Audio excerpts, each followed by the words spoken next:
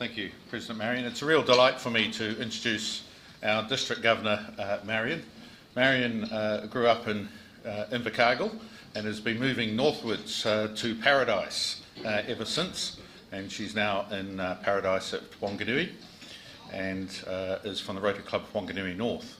In the meantime, she went through Christchurch and then dallied for a while here in Wellington, where she went to Wellington Girls College, Wellington Teachers College, and taught in a primary school here. Later on, moving to Wanganui, which is where she met her dearly beloved, I refer to her husband, Mike, and they got married. They've been running an automotive business up there for over 20 years. Marion's involvement with Rotary began in 2003 when a customer invited her to join the Rotary Club of Wanganui North. And she became president in 2008, was assistant governor for a couple of years, 2012 to 15, and I met Marion at that time. And I've got to say that whenever I've seen Marion in operation and heard her talk at those meetings and at other district events, I've always been very impressed by her thoughtful and practical approach to the questions in front of us and to the thoughts about the future. So I'm really looking forward to your remarks to us today, Marion. Thank you.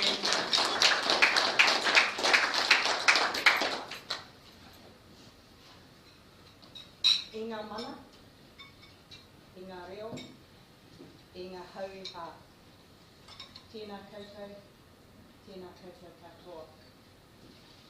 I bring with me today Tau Piri Piri, Speaker's cane, who no doubt many of you have seen in the hands of previous district governors as they visit your club. I'm particularly pleased to be able to bring Tau Piri Piri with me to this meeting, because traditionally this taonga has not been passed to women district governors. So when I visited the Rotary Club of New Plymouth West, it was a singular honour to be passed this taonga by Elby Martin, the brother of the late Don Martin, who gifted it to the Rotary Club of New Plymouth West, with the directions that it be passed from district governor to district governor as they fulfil their role. Elby stressed that it's not about ethnicity and it's not about gender. It's about recognising the mana of the role of district governor. So I'm very honoured to bring Tau Piri Piri with me today. And thanks, Rotary Club of Wellington, for your very warm welcome.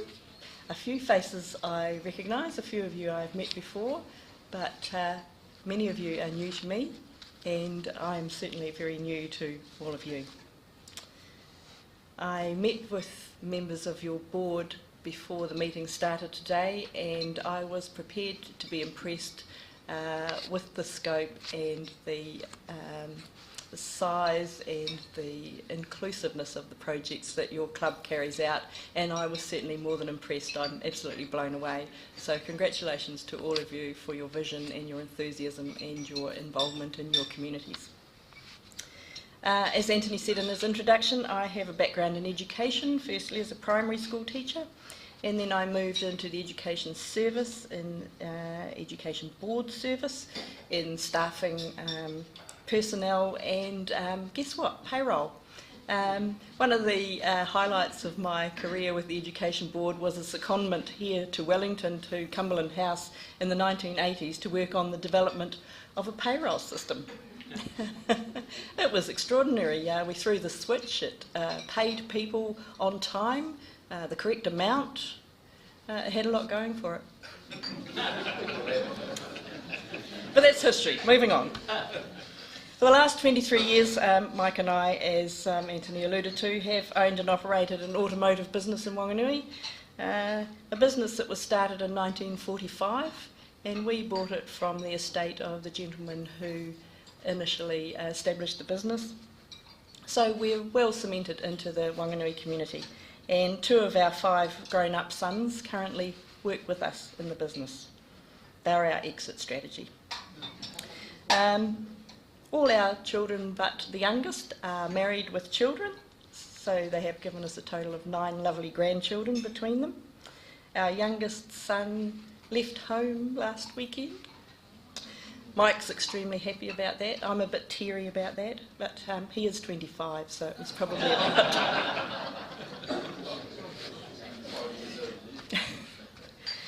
I'd like to share with you Rotary's new vision statement, which was written last year, which goes, "Together we see a world where people unite and take action to create lasting change across the globe, in our communities and in ourselves." To expand on that a little, in Rotary we unite because we know that we're far stronger together than we ever could be alone. And we take action because we're not dreamers in Rotary, we're doers. We work to create lasting change, and that's change for good, and change that will endure long after our involvement has ended. It's change across the globe and in our own community. So we're reaching out to people we'll never meet, and also those closest to our hearts. And the change in ourselves is perhaps the most important of all. It's customary for the Rotary International President to choose a theme for his year in office. And Barry Rassin has chosen Be the Inspiration. Barry and Esther Rassin are from the Bahamas, and they're a very personable, very approachable, very real couple whose ambassadorship for Rotary will do a lot for the image of the organisation around the world. His theme would Be the Inspiration, and his little wave logo that you can see at the bottom there is inspired by him standing on his little island in the Bahamas and looking out across the ocean and thinking, somewhere on the other side of that ocean there's somebody else standing on his island looking back in my direction. And he thought, that's what connects us all. The ocean connects everybody around the world. So he chose that little wave, which forms a little point and gives a little heart shape, and it's also the wave of change which carries us all with it. So Be the Inspiration and the vision statement tie together in that if we are united, if we're seen as people of action, if we are creating that lasting change, we will be the inspiration to our planet and our community, and even in our own families.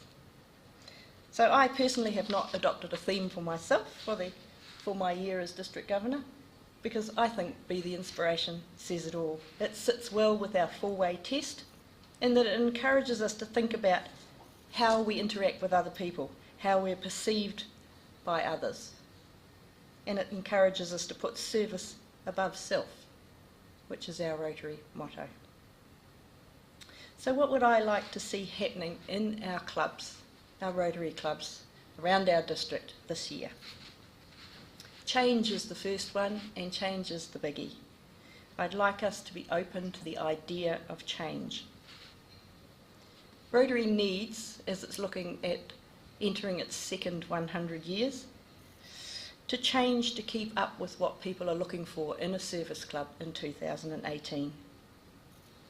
We need to recognise that we need to change to keep up with the way our lifestyles have changed, our working lives have changed, our family lives have changed. And it's way easier to make small evolutionary changes than look back in 5 or 10 years' time and realise that we haven't kept up, we've become less relevant and have to make huge disruptive revolutionary change. I'm encouraging clubs also to take stock. A lot of clubs have dragged with them over the years numerous projects. They accumulate easily. But if some of them cease to engage membership, if some got too hard, or just not getting the results, and I'm encouraging clubs to think, are they better to focus on 1 or 2 larger projects that they can involve all their membership in, get everybody engaged in enjoying Rotary? I'm asking clubs to change their focus away from fundraising and back to service We're a service organisation. And out there in our district, there are too many clubs that are solely focused on fundraising. We need to shift that focus back to us serving our communities. Of course, all community service comes with a price tag, so fundraising is something that we have to do. But let's not make it our entire focus. I'm encouraging clubs to look outwards at their community. What does that community look like? And is the club reflecting that community? Are we engaging with our community and encouraging the various members of our community to approach Rotary? Are we approachable? Are we reflective of our community? And if we're not, what attitudes are we carrying with us that are stopping us from being reflective of our communities? We need to ensure that our Rotary clubs survive in our communities after we're gone. So we need to design our clubs to make them easy to join. We need to make our clubs attractive to the people that we keep saying that we want to join Rotary. We want more women, we want more diversity, we want more ethnicity, we want more younger people. Are our clubs attractive to those people that we want to attract? Because membership is the single biggest issue facing Rotary in our part of the world, in New Zealand, in Australia, and also in the USA, Canada, the UK. In our own district, we have shed something like 25% of our membership in the last 10 years, which is a frightening statistic. The Council on Legislation 2 years ago gave us the opportunity to be way more flexible in the way we operate our Rotary clubs. We no longer have to have a weekly meeting, and a lot of clubs are going to twice monthly meetings, which suits those in smaller communities. But the connection remains there. Those clubs that are only having a formal meeting twice a month do something interesting on the in-between months. They do something social. That's the glue that holds their membership together. And they spend some time working on projects together or developing projects together rather than having a sit-down formal meeting. And that's working for a lot of clubs. So there are a lot of opportunities out there, and I know your club has had some conversations about flexibility. Our public image is something that we really need to work on. We need to be proud to show that we are Rotarians. We achieve amazing things, all of which make significant differences to our communities locally, nationally, internationally. We're very good at wearing our Rotary pins and our badges when we come along to meetings with other Rotarians, but everybody here knows you're a Rotarian. We're not good at wearing them in our everyday lives. Maybe wearing your Rotary badge could encourage a conversation in a supermarket queue. Maybe wearing your Rotary badge at work could encourage somebody to ask you, what is Rotary? What do you do in Rotary? Being visible and being proud of Rotary and the good things we do is our best advertisement. So plenty of Rotary signage around your projects.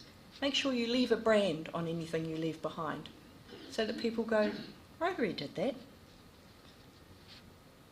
Wear Rotary branded clothing when you're out there in the community working on a Rotary project. Doing good in the world is our focus, and we need to make sure that people know that it's Rotarians doing good in the world. Let your passion show. Don't keep Rotary a secret, because if we're not out there showing the community what we do and who we are, how are they supposed to find us? How are they supposed to join us? And polio. End polio now has got to be a big focus for us in the coming 3 or 4, maybe 5 years. We've got the disease on the run.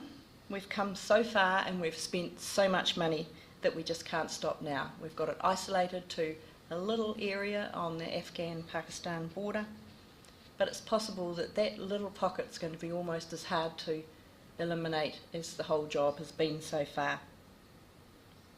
It's difficult terrain. it's a difficult culture to enter. There have been huge challenges accessing villages in these areas, but if we take our foot off the pedal, that little area stands a good chance of reinfecting the rest of the world. So consider an End Polio fundraiser. World Polio Awareness Day is the 24th of October, and a lot of clubs are doing something social around ending polio, joining together for a meal, having some sort of a social event from which they can extract some money from their membership and friends to make a further contribution to the End Polio project. And won't it be an amazing day when, as Rotarians, we can stand up and say, we got rid of polio out of the world.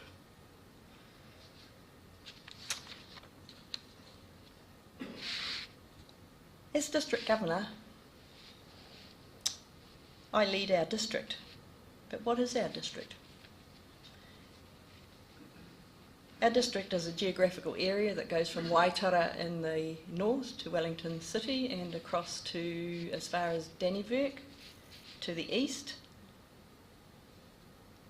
But we're not an administrative layer on top of clubs, we're a support layer underneath clubs. And I need to stress as I go around visiting clubs to use the resources that the district has to support your projects and your membership and what they want to do. We have a committee with a youth focus. We have a committee with club development and membership resources. We have a committee that Martin chairs with public image advice and resources. All these people are our go-to people, Rotarians with a huge amount of experience and with expertise in particular areas that are there to help support Rotary clubs, so use them. The district only exists to support clubs and their projects and programs. There are lots of training opportunities coming up, and they're training opportunities for all Rotarians, not necessarily those in leadership roles already in the club, potential leaders and ordinary Rotarians. There are Lee and Gillian's RLI seminars, Rotary Leadership Institute, or what we are terming Rotary Learning and Information, a wealth of knowledge about how Rotary operates and all the opportunities there are for service in Rotary. There are our district club development and membership seminars, which are being held in various locations around the district. So if you see publicity about these events, put your hand up, go along. You are guaranteed to come away from those days with something that inspires you. South Pacific Pets, which is our president-elect training. Who's your club president-elect? She's not here today. So that is a valuable learning opportunity for your club leadership. District Training Assembly, which will be immediately following our district conference next year, which will be led by District Governor-elect John Mohi, is another excellent learning opportunity. Take the opportunity to just expand your Rotary horizons a bit by attending some of these things. District Conference is in Wanganui next year, because that's where I live and it's the best little town in the district. It'll be held at our iconic War Memorial Centre, which Wellingtonians will be pleased to learn is undergoing earthquake strengthening as we speak. So it'll be newly refurbished and refreshed by May next year. I've chosen for the conference the theme, Light My Fire. And that's what we're going to do over those 2 days, is we're going to reignite some of that passion for Rotary that we all had when we first joined. We're going to have some interesting, challenging, inspirational speakers. We're going to continue some of the conversations about peace and conflict resolution in our own country, which was started in New Plymouth at Martin's conference with the connection with Parihaka, and followed through with at Mitchell's conference in Palmerston North with Tonga Kariana and his excellent address about peace and the process of treaty negotiations and reconciliation. And we will be doing the same in Whanganui, continuing those conversations, because that peace and conflict resolution is not something that just applies to war-torn countries overseas. It's something we've got to get right in our very own country. So there'll be something for everybody. There'll be fantastic entertainment, guaranteed. We will be doing a couple of site visits to some interesting projects in and around our city. And it's only 2 hours and 10 minutes up the road, so please come. It'll be a weekend of inspiration. I'll leave you with the RI vision again. Together we see a world where people unite and take action to create lasting change across the globe, in our communities and in ourselves. And if we keep that in mind as we go about our business as Rotarians, and we remember to stay faithful to our four-way test as a constant measuring stick for what we think and say and do, we will be the inspiration. Thank you.